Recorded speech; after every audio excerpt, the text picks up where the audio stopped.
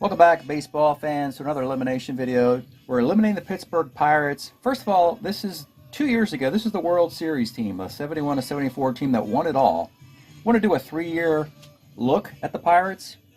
So in the World Championship year, they had 286, 363 ERA. Those are the best marks.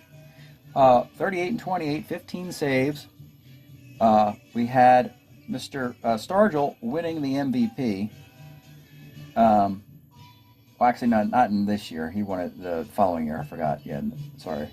Stargell did hit 25 homers and 57 RBIs. That was the remarkable thing about Stargell, though he hit 211. So, no, he didn't get the MVP. Sorry about that. I misreported that. He gets it in the following year. You'll see that soon. But plenty of home runs. Look at this. 75 home runs by the Pirates. 66 games. Robertson with 16. Hebner with 10. Clemente, of course, 321 up top there with Rennie Stennett. Stennett with that great 71 card. Plenty of offense for the Pittsburgh Lumber Company. They lumbered their way through their season, through their World Championship run. Justy was a great closer. Steve Blass, his last effective year, he matched his 71 World Series performance, winning a Game 7. Instead of beating Mike Cuellar in Baltimore, he beat Mickey Lolich in Detroit. 10-9, 316. Bob Moose, one of his best years, also won 10 games. And the Pirates, that is winning the World Series. And then in the following year, a year ago, and let's take a look at this. They fell to 23-21, missed the playoffs altogether. The offense was still there. The pitching started to struggle. Stargell did get the MVP in this year, hitting .305 with 16 homers and 52 RBIs. In just 44 games. Clemente, his final card before his tragedy at the off-season. Oliver has another nice year. You know, Hebner's doing what Hebner does. So the offense is doing, Pittsburgh stuff. They got good pitching from Rooker as far as a 9-4 record. Justy's still a great closer. But Ramon Hernandez started a lousy World Series performance where his ERA was like 12 and almost cost the Pirates the World Series against the Tigers. He had another dismal year with a 9.15 ERA and 3 losses. And that really dashed the Pirates' bullpen in hopes of repeating as world champs, missing the playoffs altogether. Look at Justy with 3 losses, even though he pitched well. So your top closers, Justy and Hernandez with sub-2 ERAs on their strat cards, are 2-6 on a 23-21 team, which takes us to this year. And again, look at the batting average. It's the Pirates. They're hitting .283. ERA again, still up there, a little worse. Pretty much a holding pattern. But they did sneak into the playoffs, but they faded down the stretch. They lost 4 out of 5 to the Mets.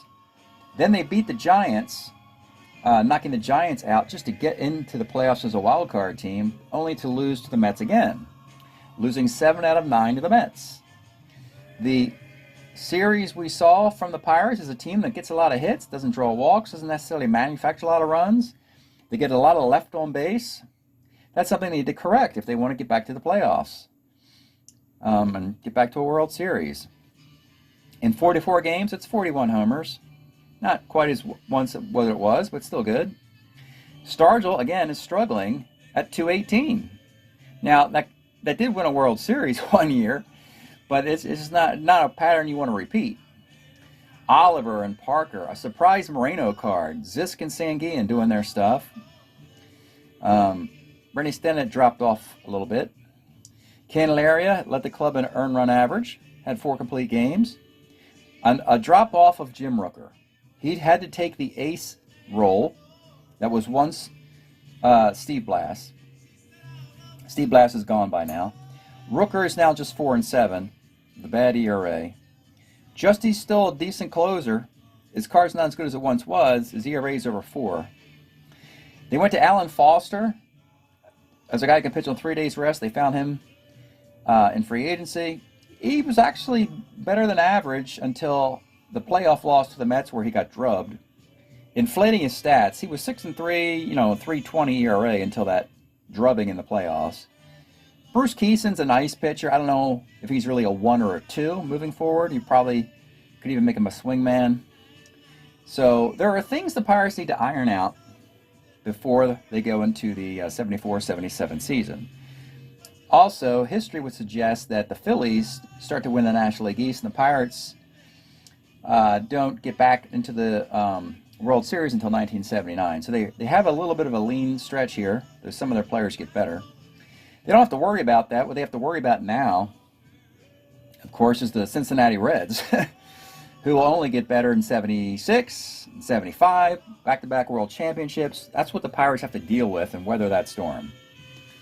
So let's take a look now at the Pirate stack. We're going to look first at the 8 players from 1973 who are leaving to be either kept, waived, or retired. And of course, you see a Hall of Famer here. You see some nice players here. You see a whole lot of relievers here as well. And let's see what's coming back.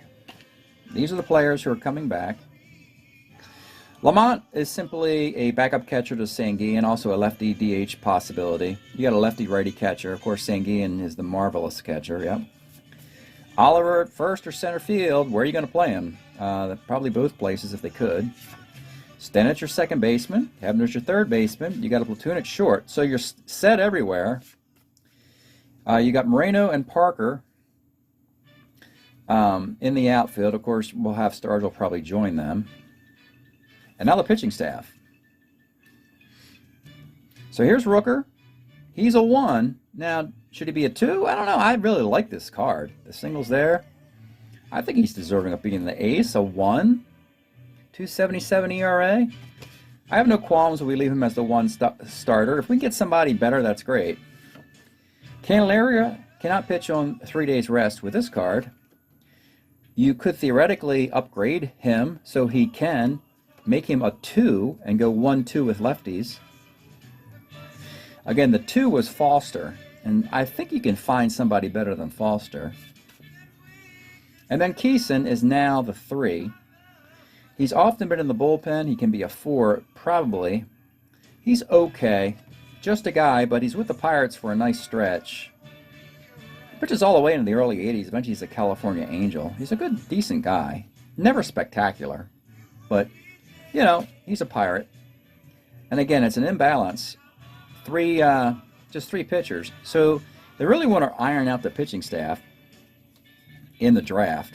Again, I'm not too worried about this offense. However, they do need to stop putting men on base and leaving them there. They got to start driving them in.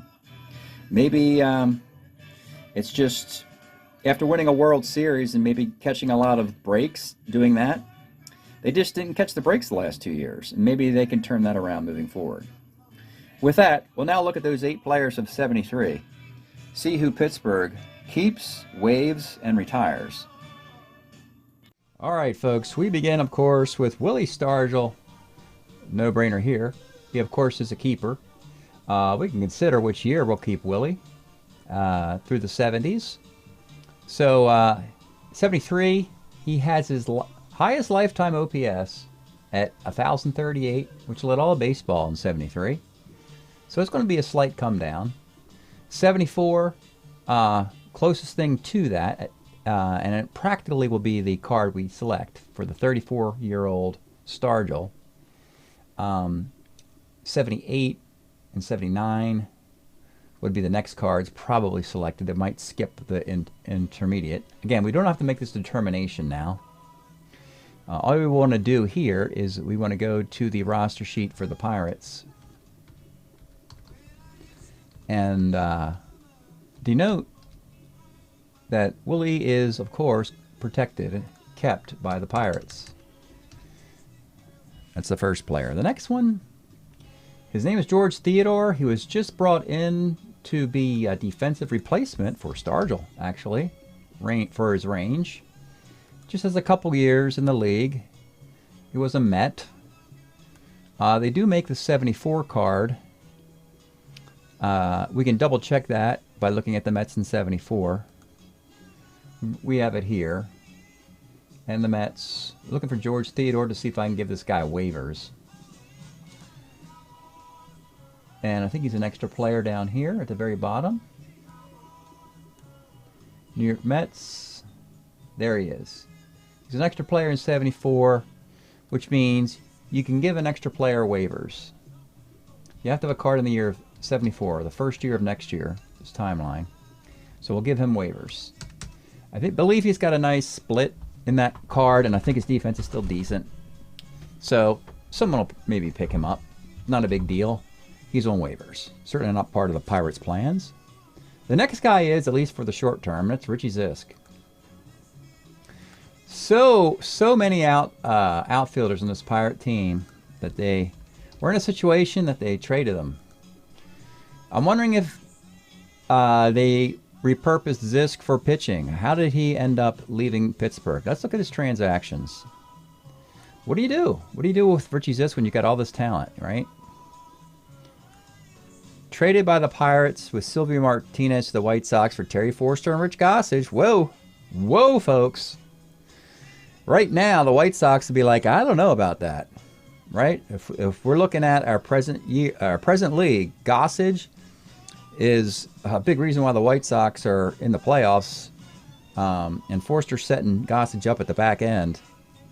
At this point, the White Sox aren't making that deal. Eventually they will. Okay. Well, we know what the Pirates were looking for, at least. Pitching help in the bullpen. Zisk is a Pirate through our present timeline. No, he's not going to the White Sox next year. He's going to stick in Pittsburgh a little bit longer. At least 74. All these cards are about the same. I mean, he seldom if ever has a bad card. Really? I mean, no, he's not a Hall of Famer. He's a Hall of Very Gooder. Only 1,400 hits. Doesn't get started until he's 24 through age 33. You know, a very nice player. And when you think he helped the Pirates, he did well with the White Sox. That was a good card, MVP list. Did great in Texas. Seattle, he had a nice 2 good years with Seattle. So it's not like the guy was a stiff at all. So Zisk is going to come back to Pittsburgh. And they'll have depth in that offense again. So they're only losing one guy, George Theodore, who's just simply a defensive replacement in the outfield. So they can do, if I'm the Pirates, I wouldn't even worry about that. I'd go all pitching in the draft and just worry about the extra outfielder in undrafted free agency maybe. So now it's time to look at the pitching. The first guy is Alan Foster, who wasn't even theirs. From 67 to 76, he still has some life left in him here. Not a lot of innings early on. 69 and on, it's pretty mediocre. He put together this season in 73, and the Cardinals got him away from the Pirates. I'm assuming the Cardinals probably had Gibson and Bob Forsch, maybe, and another starter, so they left him unprotected, and the Pirates got him for that card. Moving forward, it's not going to matter that much. Cardinals can have him, or the Padres. He does have 3 more years. You could keep this guy. There's nothing really special about him. He will have a card in 74.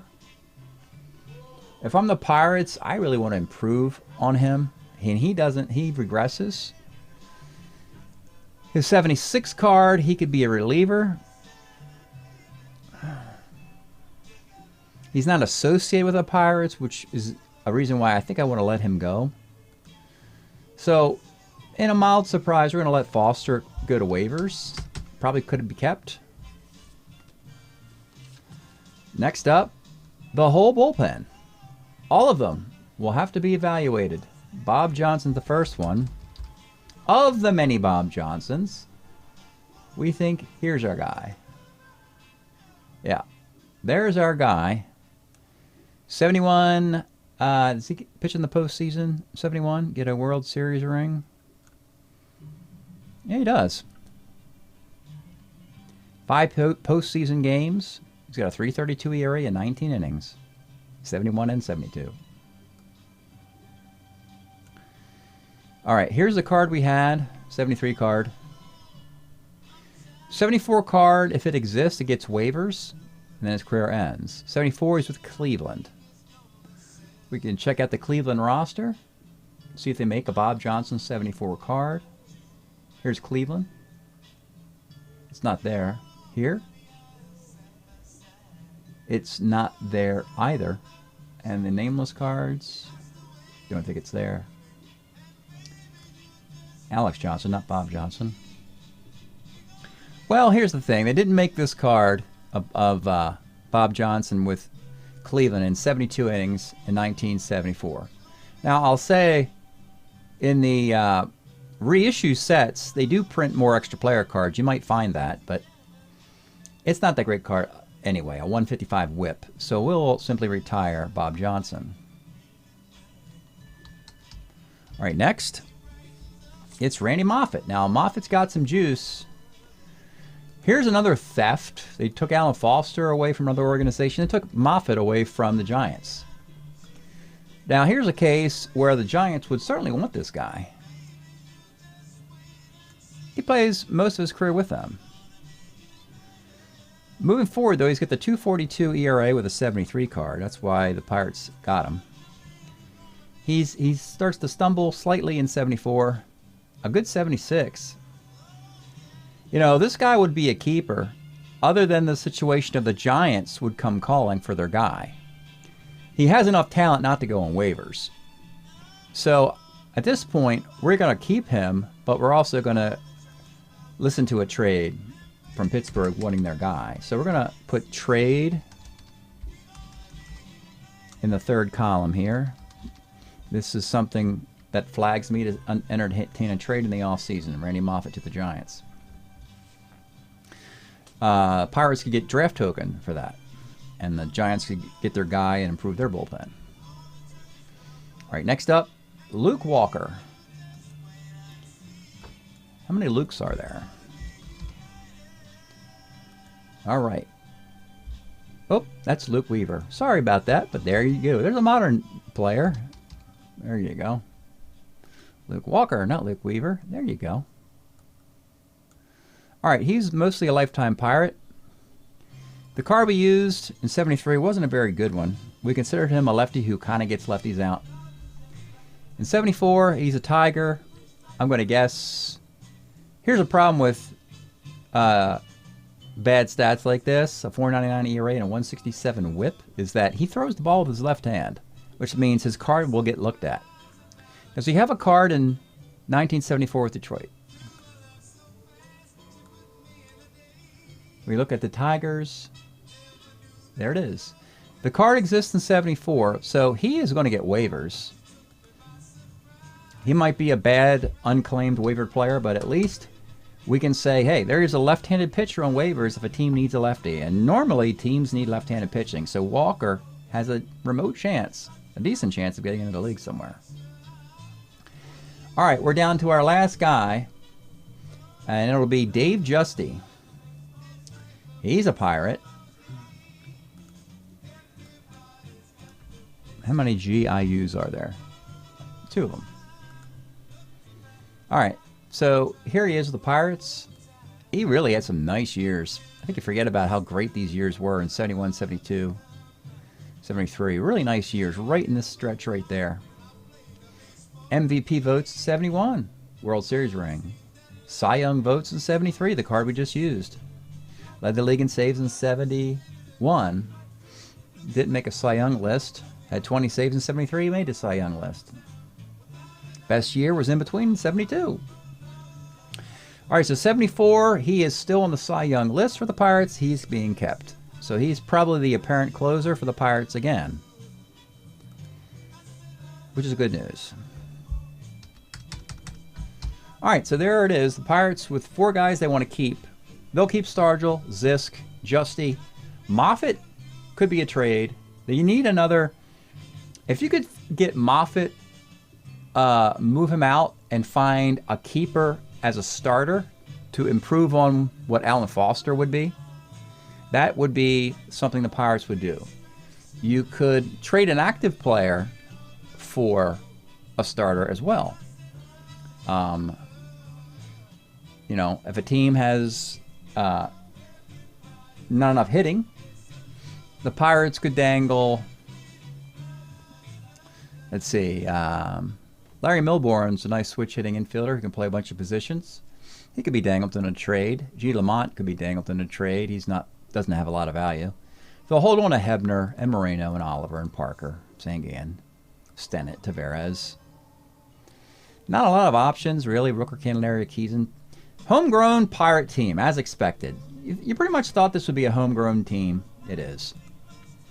So they're going to keep 4, waive 3, retire 1, which means they have to make 1 cosmetic move in the offseason. They have to trade a waived player for a retired player and also consider the Moffitt going to the Giants scenario. We have now 23 teams being eliminated. And you see there are 12 keepers right now who are not going to be kept. 12 talented players who are going to move into waivers. And then the 3 worst waived players, of which that Luke Walker card I just mentioned earlier, that could go into retirement. The cards of players who continue their baseball career in 1974, though aren't very good, they'll end up on the retired list. So that's it for this Eliminating the Pittsburgh Pirate video. Hope you're enjoying this analysis, and we'll see you next time.